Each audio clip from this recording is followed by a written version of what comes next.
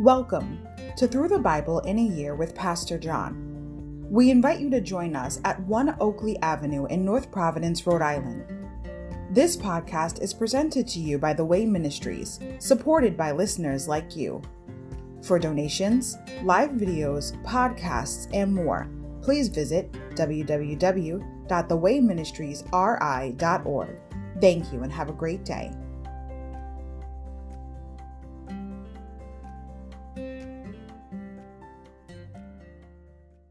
Hi everybody, welcome to Through the Bible in a Year with Pastor John. So glad you could join me today to get a portion of God's Word. Today we're going to begin with day 238, August 25th, Ezekiel 40 to 43, New Temple for Israel. Overview. 20 years earlier, Ezekiel had been transported to Jerusalem in a vision to pronounce its doom, 8:1-3.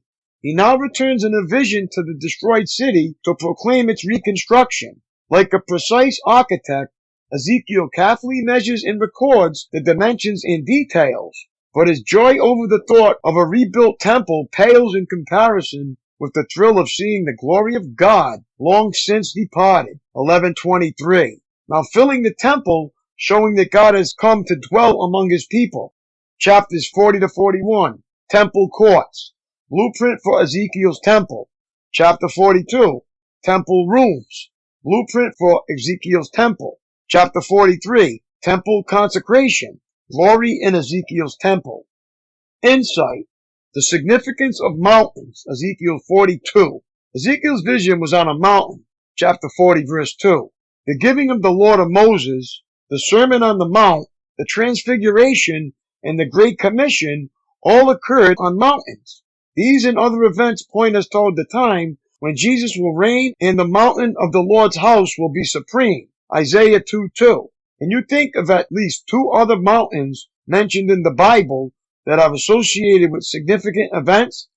Insight, deciphering Ezekiel, Ezekiel 41 to 48:35. Ezekiel 40 to 48 contains many difficult passages, so difficult in fact that the rabbis who compiled the Talmud, the official Jewish commentaries of Scripture, remarked that only the prophet Elijah would be able to fully explain the challenging truths in Ezekiel.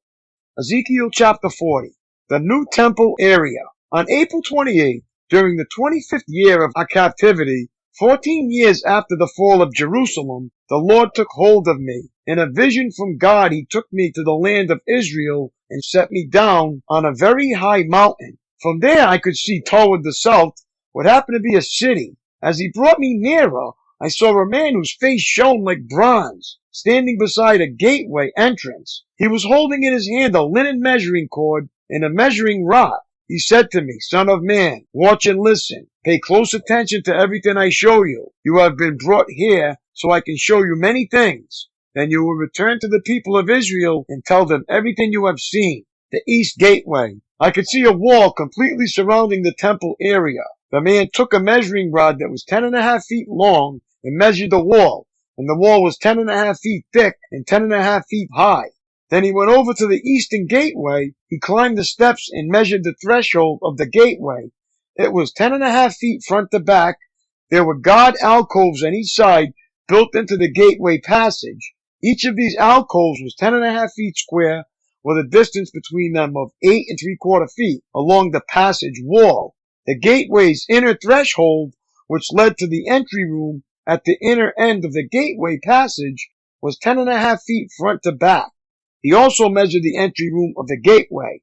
It was 14 feet across, with supporting columns 3.5 feet thick. This entry room was at the inner end of the gateway structure facing toward the temple. There were 3 guard alcoves on each side of the gateway passage. Each had the same measurements, and the dividing walls separating them were also identical. The man measured the gateway entrance, which was 17.5 feet wide at the opening and 22¾ feet wide in the gateway passage. In front of each of the guard alcoves was a 21-inch curb. The alcoves themselves were 10.5 feet on each side. Then he measured the entire width of the gateway, measuring the distance between the back walls of facing God alcoves. This distance was 43 3/4 feet. He measured the dividing walls all along the inside of the gateway up to the entry room of the gateway. This distance was 105 feet. The full length of the gateway passage was 87.5 feet from one end to the other. There were recessed windows that narrowed inward through the walls of the God alcoves in the dividing walls. There were also windows in the entry room. The surfaces of the dividing walls were decorated with carved palm trees. The outer courtyard. Then the man brought me through the gateway into the outer courtyard of the temple. A stone pavement ran along the walls of the courtyard, and 30 rooms were built against the walls, opening onto the pavement. This pavement flanked the gates and extended out from the walls into the courtyard the same distance as the gateway entrance. This was the lower pavement. Then the man measured across the temple's outer courtyard between the outer and inner gateways. The distance was 175 feet. The north gateway. The man measured the gateway on the north just like the one on the east. Here too, there were 3 God alcoves on each side with dividing walls and an entry room. All the measurements matched those of the east gateway. The gateway passage was 87.5 feet long and 43 3/4 feet wide between the back walls of facing God alcoves. The windows, the entry room, and the palm tree decorations were identical to those in the east gateway. There were 7 steps leading up to the gateway entrance. And the entry room was at the inner end of the gateway passage. Here on the north side, just as on the east, there was another gateway leading to the temple's inner courtyard directly opposite this outer gateway. The distance between the 2 gateways was 175 feet. The south gateway. Then the man took me around to the south gateway and measured its various parts, and they were exactly the same as in the others. It had windows along the walls as the others did, and there was an entry room where the gateway passage opened into the outer courtyard. And like the others, the gateway passage was 87.5 feet long and 43 3/4 feet wide between the back walls of facing God alcoves. This gateway also had a stairway of 7 steps leading up to it, and an entry room at the inner end in palm tree decorations along the dividing walls. And here again, directly opposite the outer gateway, was another gateway that led into the inner courtyard. The distance between the 2 gateways was 175 feet. Gateways to the inner courtyard. Then the man took me to the south gateway leading into the inner courtyard. He measured it, and it had the same measurements as the other gateways. Its God alcoves, dividing walls, and entry room were the same size as those in the others. It also had windows along its walls and in the entry room. And like the others, the gateway passage was 87.5 feet long and 43 3/4 feet wide. The entry rooms of the gateways leading into the inner courtyard were 14 feet across and 43 3/4 feet wide. The entry room to the south gateway faced into the outer courtyard. It had palm tree decorations on its columns, and there were 8 steps leading to its entrance. Then he took me to the east gateway leading to the inner courtyard. He measured it, and it had the same measurements as the other gateways. Its God alcoves, dividing walls, and entry room were the same size as those of the others, and there were windows along the walls and in the entry room. The gateway passage measured 87.5 feet long and 43 3/4 feet wide.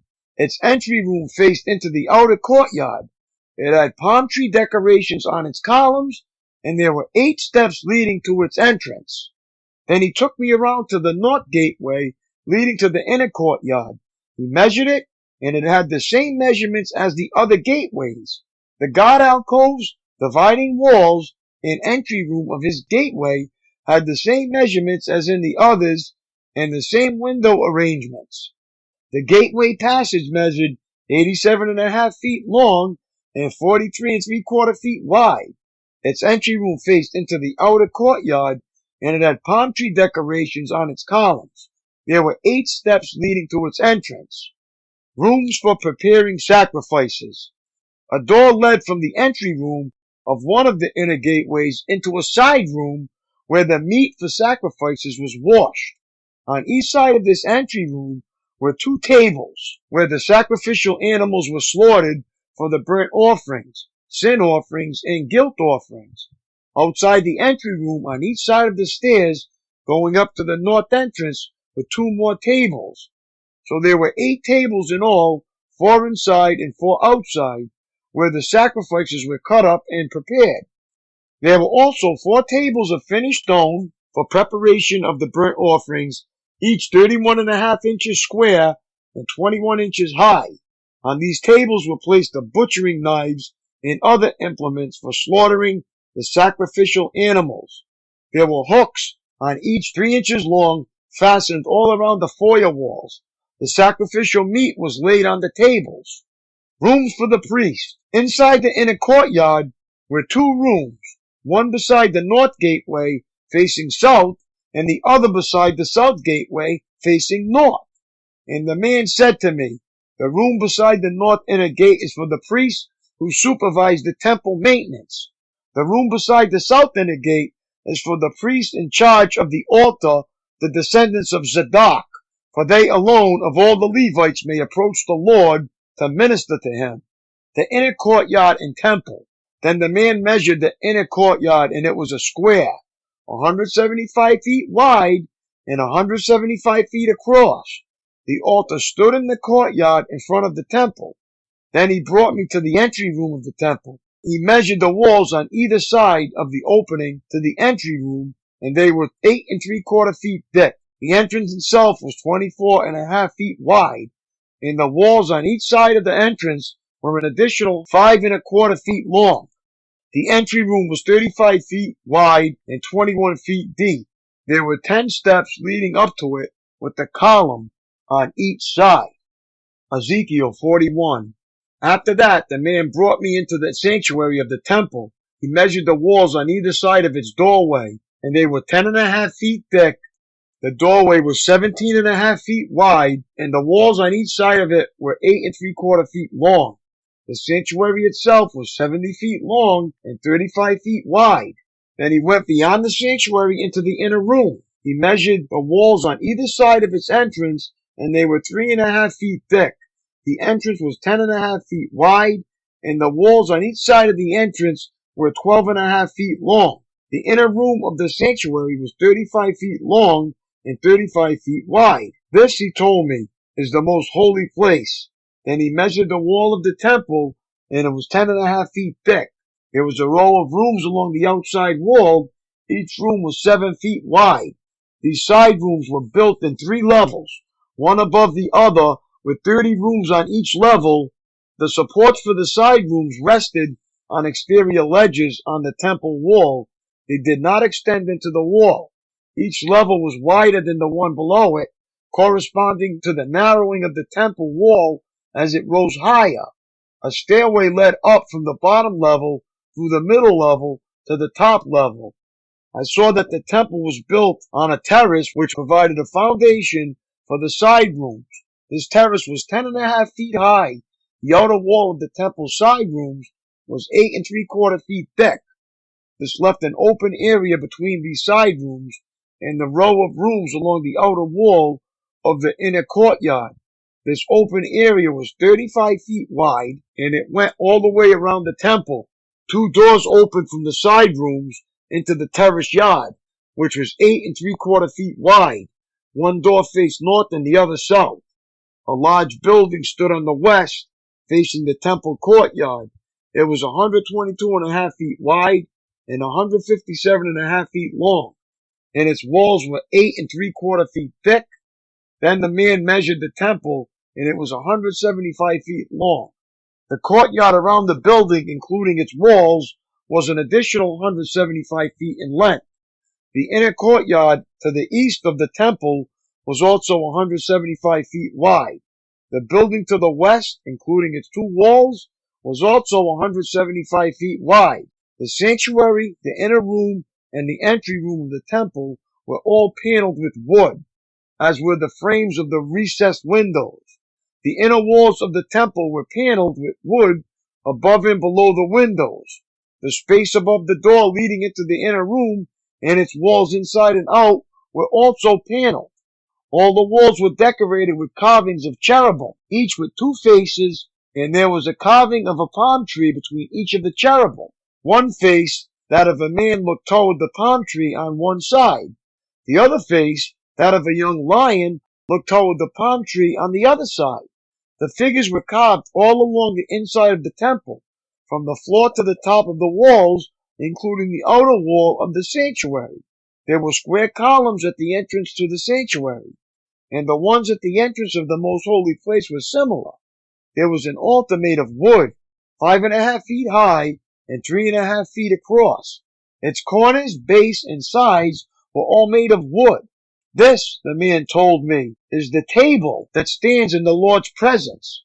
Both the sanctuary and the most holy place had double doorways, each with 2 swinging doors. The doors leading into the sanctuary were decorated with carved cherubim and palm trees, just as on the walls, and there was a wooden roof at the front of the entry room to the temple. On both sides of the entry room were recessed windows decorated with carved palm trees. The side rooms along the outside wall also had roofs. Ezekiel 42. Rooms for the priests. Then the man led me out of the temple courtyard by way of the north gateway. He entered the outer courtyard and came to a group of rooms against the north wall of the inner courtyard.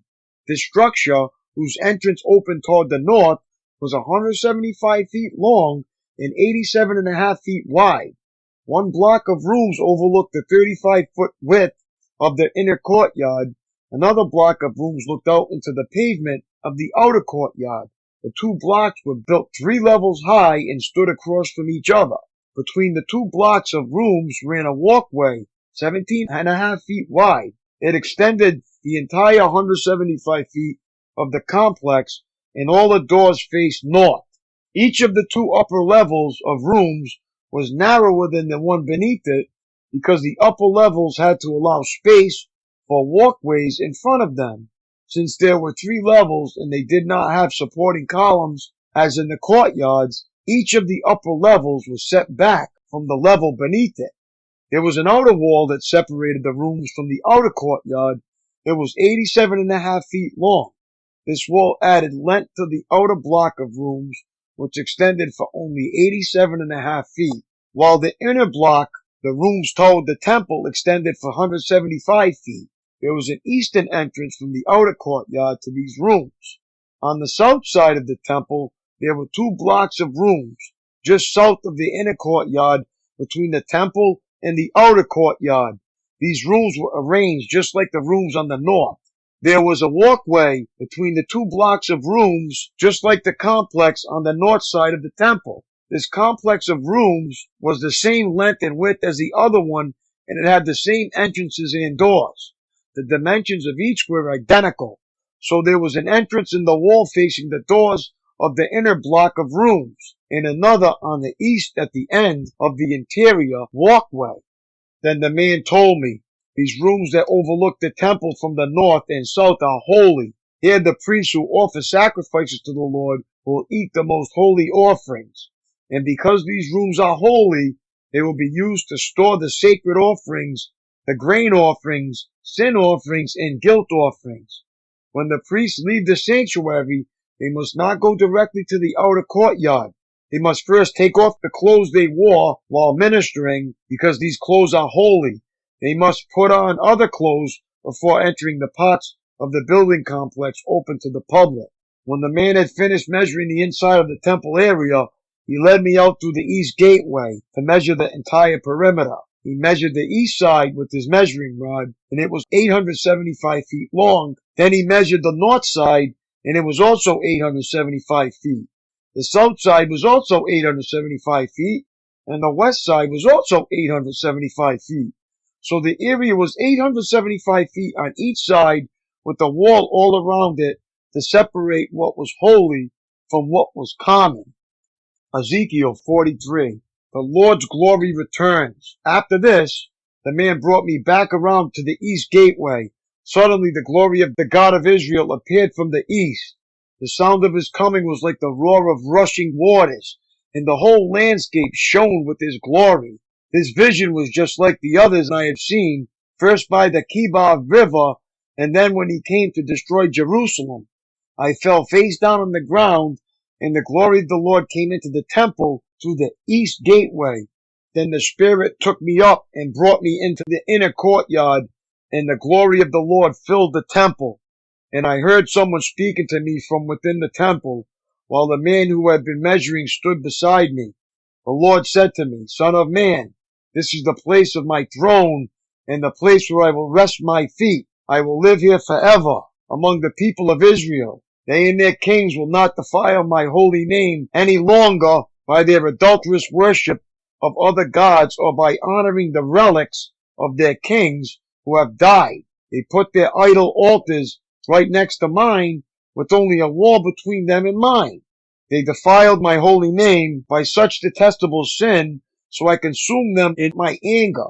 Now let them stop worshiping other gods and honoring the relics of their kings, and I will live among them forever. Son of man, describe to the people of Israel the temple I have shown you, so they will be ashamed of all their sins. Let them study its plan, and they will be ashamed of what they have done. Describe to them all the specifications of the temple, including its entrance and exits, and everything else about it. Tell them about its decrees and laws. Write down all these specifications and decrees as they watch, so they will be sure to remember and follow them.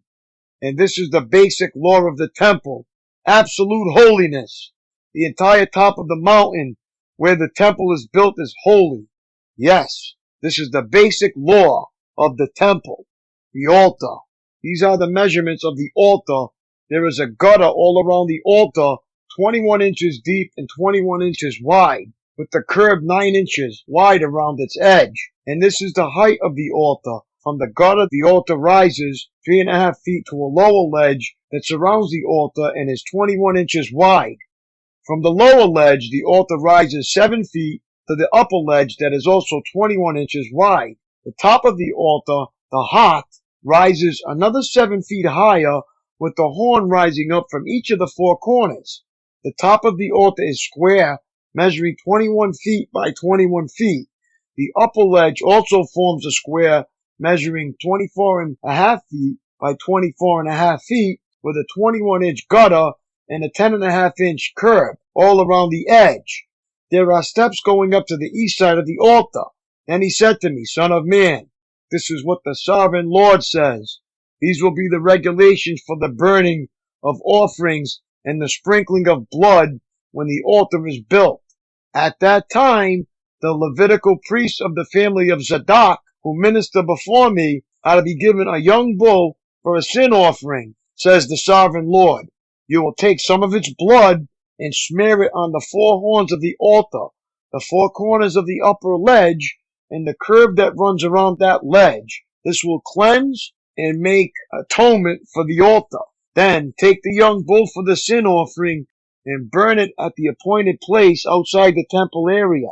On the 2nd day, sacrifice as a sin offering a young male goat that has no physical defects.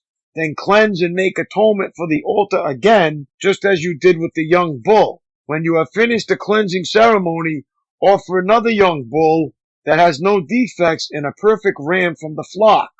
You are to present them to the Lord, and the priests are to sprinkle salt on them and offer them as a burnt offering to the Lord. Every day for 7 days, a male goat, a young bull, and a ram from the flock will be sacrificed as a sin offering. None of these animals may have physical defects of any kind. Do this each day for 7 days to cleanse and make atonement for the altar, thus setting it apart for holy use. On the 8th day, and on each day afterward, the priest will sacrifice on the altar the burnt offerings and peace offerings of the people. Then I will accept you. I, the sovereign Lord, have spoken. My daily walk. God has always desired to dwell in the midst of his people. In the Garden of Eden, what was God doing in the cool of the day? Genesis 3:8. When the tabernacle was completed, what happened to show that God was there? Exodus 40:34-35. When Solomon's temple was finished, where was God to be found? 2 Chronicles 7, 1-3. And what does 1 Corinthians 6, 19-20 say about the temple of God today? God's presence is once again abiding in the midst of his people. In the Old Testament tabernacle and temple, it was plain for all to see. Could that be said of your life as well? As you read the blueprint of Ezekiel's temple, map out another blueprint. You could call this one the blueprint for making each part of my life a showcase for God's glory. Your tongue, temper, work habits, leisure time, each can show forth God's glory. It's when we rub shoulders with someone that we discover what that person has up his or her sleeve. It's so true. That's all for today, my friends. It was great reading along with you. Keep up the good work and God bless. And I will see you tomorrow. Lord willing. Peace.